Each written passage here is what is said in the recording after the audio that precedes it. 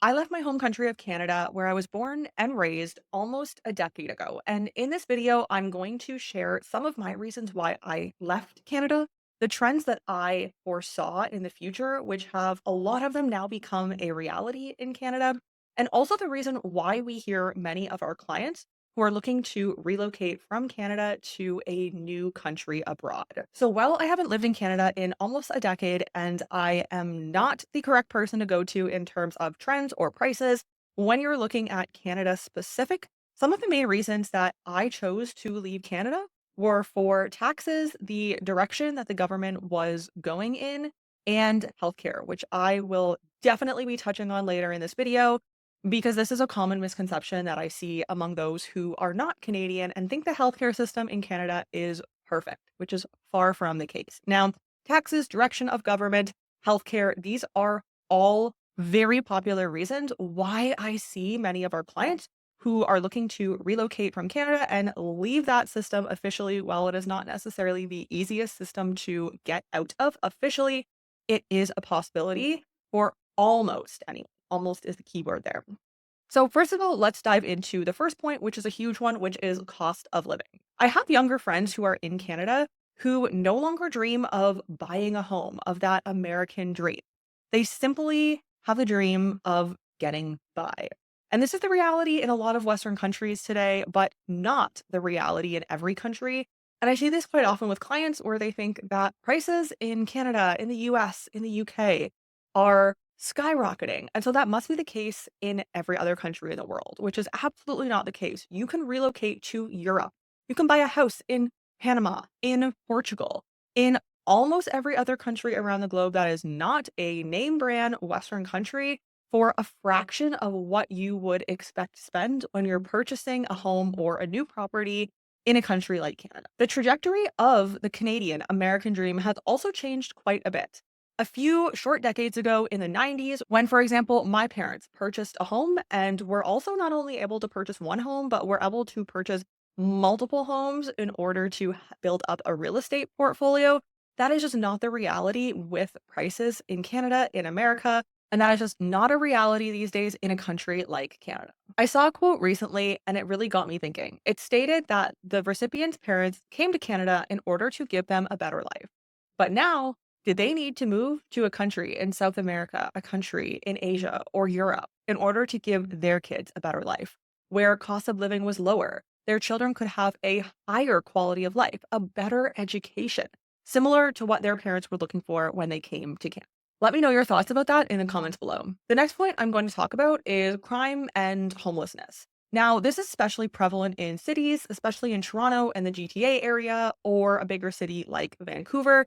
However, drugs, drug use, and crime to a degree, but especially homelessness when it's related to drug use, has always been an issue in Canada. Yes, of course, in certain parts of Canada and not in the tourist, beautiful, scenic roads that you see in Canada.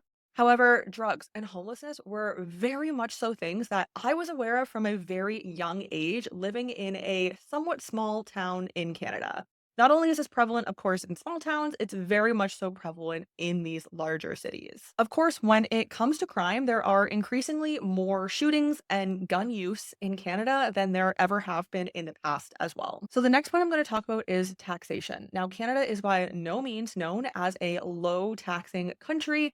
However, in some provinces, if you're making over 250,000 Canadian dollars, which is not that much money, you're going to be put into a 50% plus marginal tax bracket, which is absolutely wild when you're looking at 250,000 Canadian dollars. Yes, you can do some things in Canada with that money, but you're not going to be living a lavish luxury lifestyle with that money to only be then put in a 50% plus. Definitely, it can be higher than 50% tax bracket. So using this map, you can make 200, 300 plus per year and still be living almost paycheck to paycheck, which is absolutely a reality for many Canadians, Canadians that I know personally as well, who have not yet left the system. Not only are you looking at getting taxed on your income each year, but there are also a variety of other taxes. Of course, you have sales tax, which depending on the province ranges from 5 to around 15%. You have a luxury goods tax, You have the carbon tax, which is going to be happening every time you go to fill up your car, which is quite a frequent occurrence. You have capital gains tax, and then, of course, you have the exit tax. While a lot of these taxes are imposed by high taxing Western countries, again, it's not the reality for every country out there. Just because all you know is Canada, America, or the UK doesn't mean that there aren't other countries in the globe. And trust me, there are countless where you can go to, you can keep almost all of your money, if not all of your money, and pay a 0% tax rate. This is a possibility for absolutely anyone. And you, as a Canadian, while it does take time, effort, and money to leave the system, it is still a possibility for you. Reach out to us. The link is below if you're interested in learning more about what that reality could look like for you, just as I have done for myself. So let's talk about another big one, which is lack of services. And specifically, we're going to be talking about healthcare. So, healthcare is a big one in Canada, and all of the conversations that I have had with others who are non Canadian think that we have the best healthcare system in the world. By no means am I saying it's the worst, but it is not the best. And they think that it is a free healthcare system. In theory, yes, it is a free healthcare system. But if you are paying taxes, especially if you're paying higher taxes in Canada, then if you look at it a certain way, it is not a free healthcare system, or you're subsidizing that system for those who are paying low.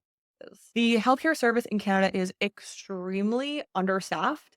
And if you go to a walk in clinic or a hospital for ER, especially, you could easily be waiting between 4 to 12 hours on average in the ER. At a walk in clinic, it might be a little bit less, just depending on where the clinic is located. But I have experiences personally of waiting in the ER as a child and waiting for 12 hours plus. Now, as a contrast to this, when I was in Canada on a short visit, I did need an MRI on my knee. And this MRI was going to take about 6 to 8 months in order to just get the MRI. Where at the time I was living in China, I went back to China and I got the MRI within 7 to 10 days and paid about 100 USD. Got to keep the MRI in hand. If you're an expat, you're probably nodding your head because I'm sure you have a similar story to this when it comes to healthcare. However, if you have not yet left your high taxing Western country like Canada, then this is probably a new reality to you. Where, yes, healthcare abroad, and it does very much so depend on the country, but there are countless countries in Europe, Asia, and Latin America that have extremely good healthcare for a very low cost and low wait time. Yes, it's not completely free. You are paying for it, but would I rather pay a little bit of money? Maybe you're looking at a few $100s, maybe maximum a few $1,000s for something that is an intensive surgery with a long repair time in order for you to get out of the hospital. You could easily be looking at a few $1,000s or less and a very short, if any, wait time. Let's continue down our list, and the next one is politics. Now, we can dive into this one for days, but just to briefly scratch the surface here, the government in Canada is quickly sliding downhill. There are constantly new bills coming out, such as hate speech bills, censorship bills. And when you actually go and read these policies, a lot of them are just absolutely ludicrous. I am all for no hate speech as much as the next person, but what is actually written in these policies is a completely different story to what the title sounds like. Politics are very quickly declining in Canada.